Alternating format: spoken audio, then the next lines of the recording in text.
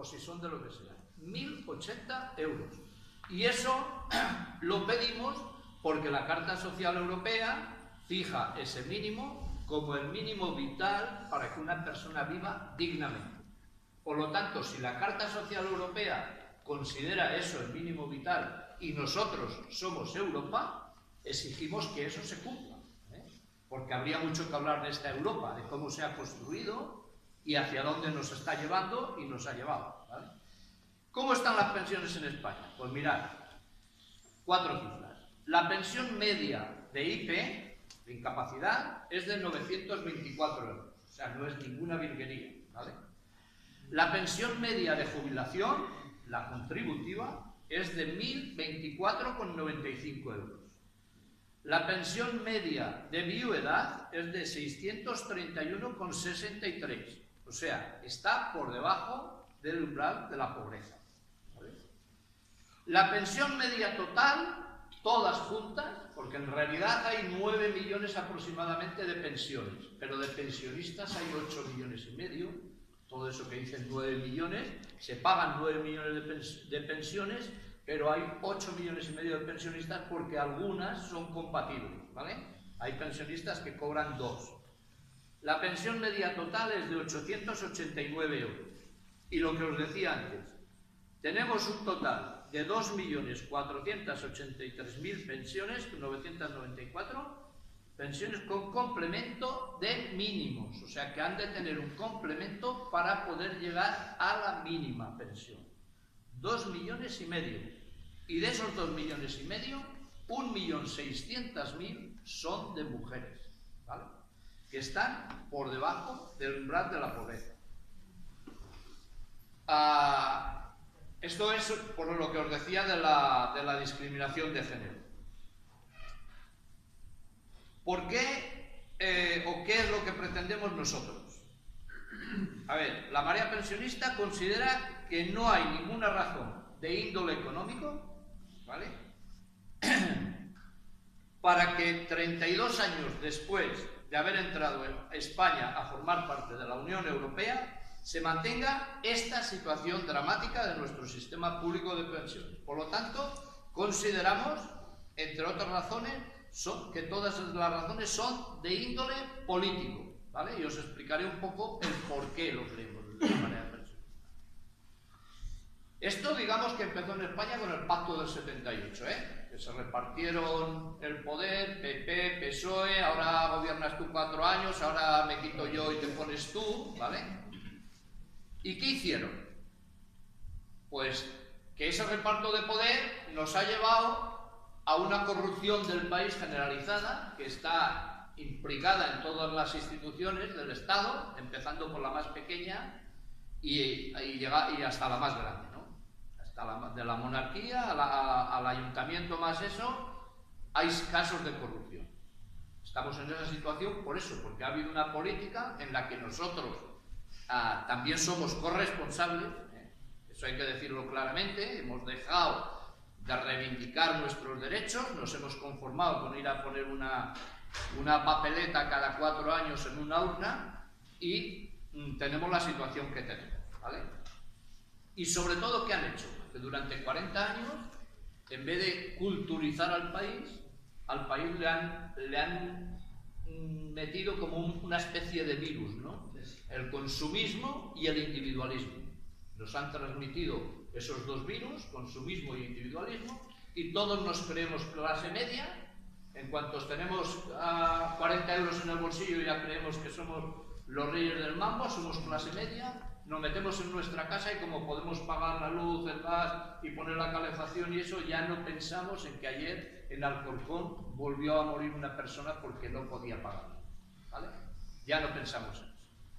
Esos son los dos males que nos han inducido a estar en esta situación. Os diré una frase de Montserrat Roig que a mí me gusta muchísimo, que dice que la cultura es la opción política más revolucionaria a largo plazo. Pero la cultura en este país hasta ahora no ha interesado al poder. Haya estado en el poder el que haya estado. ¿Qué más han hecho? Han abandonado la política. O sea, ¿un político quién es? Un político es una persona que se dedica al bien común, al interés general, y además se dedica, para eso se le paga, para mirar por todos, ¿no? ¿Qué es lo que han hecho? Pues que han ido a parar a los consejos de administración de esta empresa, de la otra, y se han dejado comprar por el poder económico, ¿vale? Y la economía, digamos que es la que gobierna en vez de la política. La economía, o sea, los lobbies que hay, que influyen en los parlamentos, son las que hacen las leyes, y los hacen. No conocerá nadie las pensiones. ¿Qué les espera a los futuros pensionistas? Ya no digo a nosotros, porque nosotros las tenemos como las tenemos y vamos perdiendo poder adquisitivo, pero los futuros lo que les espera es que su pensión inicial va a ser más baja, que la van a cobrar durante menos tiempo y que serán más pobres cuanto más tiempo vivan, evidentemente. ¿Qué podrían hacer que no quieren hacer? ¿Vale? Os lo explico rápido, porque nosotros hemos hecho números del tema. Y nos dice la mentira que nos han contado y que nos han inoculado a través de las tertulias estas de las televisiones es que el sistema público de pensiones no es sostenible porque hay pocos trabajadores por pensionista. Esto es lo que nos han vendido durante 4 o 5 años. Un día y otro día y otro día, ¿vale? Pero ninguno de ellos ha hablado, por ejemplo, que España podría aumentar 3 puntos de PIB. 3 puntos de PIB son 30.000 millones de euros, 10.000 millones por cada punto. Podría aumentar perfectamente 3 puntos de PIB al sistema público de pensiones. Y no es ninguna exageración, porque Francia e Italia, que los tenemos aquí al lado, tienen un sistema público de pensiones que se gasta 3 puntos y 3 puntos y medio de PIB más que España, ¿vale? En España gastamos en pensiones aproximadamente un 11,7%, en Francia gastan un 13,8% y en Italia gastan un 13,7% o un 13,6%. Pues esa diferencia la podría aumentar el gobierno si quisiera, pero no quiere, ¿vale? Y esto lo dice, no lo digo yo, lo dice el Ignacio Zubiri que es uno de los que van a participar en la redacción del proyecto de ley. ¿Qué más podría hacer el gobierno? Coño, pues en vez de dedicarse a destruir empleo o crear empleo de 600 euros y de 3 días de duración, podría invertir en investigación y desarrollo, ¿no? Porque lo que es una pena es que nos alarguen la edad de jubilación a los mayores, los jóvenes estemos en un 45% de paro juvenil y el chaval que tiene 25 años, si quiere trabajar, o trabaja aquí por 600 euros y 12 horas diarias, o se tiene que marchar fuera. Pues eso yo creo que es un contrasentido. Pero no cotiza por horas. Claro, ya iremos. ¿Qué más podría hacer? Hombre, podría aumentar la base de cotización. Tenemos una base de cotización al sistema público de pensiones que está topada. Topada quiere decir que a partir de ahí ya no se cotiza más, en 3.751 euros. Vale, pues tenemos 300.000 personas en el país aproximadamente, quizá alguno más, que ganan mucho más de 3.751 euros. Mucho más. ¿Por qué tienen que estar topadas? Porque una persona que gane 12.000 euros al mes no va a cotizar más que por 3.751. Porque es que además eso, lo que ocurre es que estas personas pueden tener el máximo de pensión, llegarán a jubilarse con el máximo de pensión y aparte tienen dinero suficiente para abrirse un plan de pensiones privado. ¿Y con qué dinero se abre en el plan de pensiones privado? Con el nuestro, porque subvencionamos los planes de pensiones privados con 2.000 millones de euros al año. ¿Vale? O sea que es un verdadero contrasentido. ¿Qué más puedo hacer? Un poco optimista, que hemos cambiado un poco el discurso. No por nosotros, pero sí que nosotros hemos influido, porque si bien el discurso que había era ese de que no se puede sostener el sistema porque hay pocos trabajadores por pensionista, no solo no se oye ya tan miméticamente como se oía, sino que hemos sido capaces de que unos grupos políticos se hayan puesto a la cabeza y hayan presentado en el Congreso de los Diputados el 14 de julio, hayan registrado un proyecto de ley que, de acuerdo con nuestras peticiones y con nuestras expectativas, pedía la derogación de las 2 reformas de Zapatero y de Rajoy y darle una vuelta de calcetín al sistema público de pensiones. Pero ¿qué ocurre? Que ese proyecto de ley se registra en el Congreso de los Diputados, se cree que en septiembre se podría abordar la discusión en el Congreso de los Diputados, pero el Gobierno lo ha vetado. ¿Vale? Se ha presentado ya un recurso, lo ha vetado como ha vetado 18 leyes, 18 proyectos de ley, no solo ese. El Gobierno se dedica más que nada no a legislar, sino a vetar. ¿Y por qué lo hace?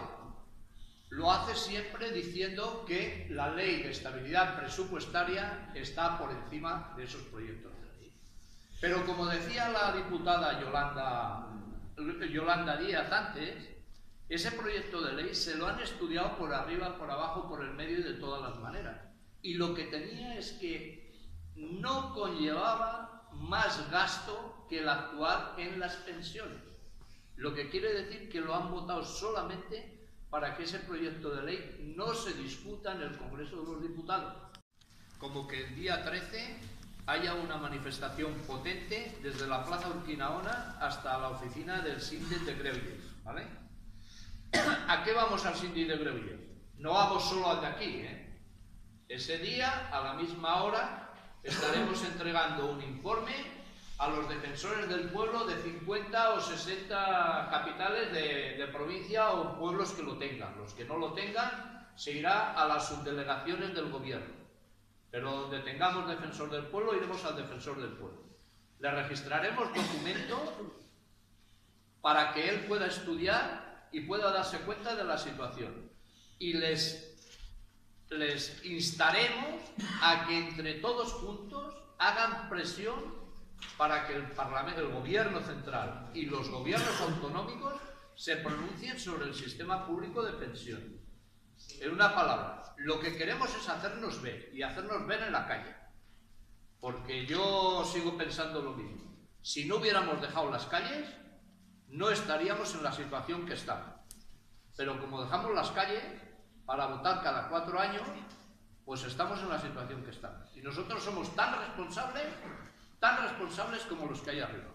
Porque los que hay arriba es porque nosotros les ponemos. Y me parece que os lo he explicado todo. Día 12, a Calabria 66, hay un acto que intervendrá un abogado laboralista del colectivo Ronda que explicará la discriminación en pensiones entre mujeres y hombres.